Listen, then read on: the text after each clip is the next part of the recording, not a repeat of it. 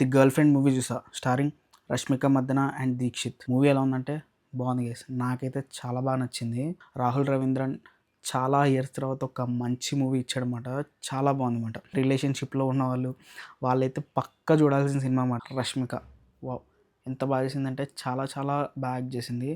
ఇన్నోసెంట్గా super చేసిందన్నమాట. And క్లైమాక్స్లో ఒక చిన్న పోర్షన్ ఉంటుంది, దాంట్లో అయితే ఇరగదీసింది. చాలా బాగా చేసింది. ఈ మూవీలో మనకి టాక్సిక్ నేచర్ గురించి చూపిస్తారు. అదైతే చాలా బాగుందన్నమాట. అంటే టాక్సిక్ అంటే కొట్టడం, తిట్టడం, ఇట్లా మోసం చేయడం ఇలాంటివే కాదు. కొన్ని చేష్టలు ఉంటాయి, వాటి వల్ల మన పార్ట్నరు ఎలాగా ఎఫెక్ట్ అవుతారు ఏంటి అన్నది బాగా చూపించారు. అదో పాయింట్ చాలా బాగా నచ్చింది. అండ్ ఈ టాక్సిక్ నేచర్ అనేది ఎలా వస్తుంది, మనం పెరిగిన ఎన్విరాన్మెంట్ బట్టి వస్తుందా, అసలు ఎలా వస్తుంది అని చెప్పి అది కూడా చూపించారు. అది చాలా బాగుందన్నమాట.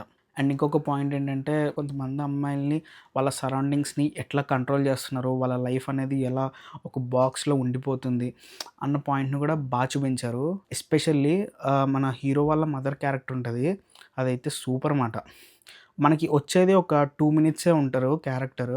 అక్కడ మనకి మొత్తం చూపించేస్తారు. టాక్సిక్ నేచర్ గురించి, తన లైఫ్ అనేది ఎలా చేంజ్ అయిపోయింది, అసలు ముందు ఎలా ఉండేది, తర్వాత ఇలాగా ఎందుకు స్ట్రక్ అయిపోయింది.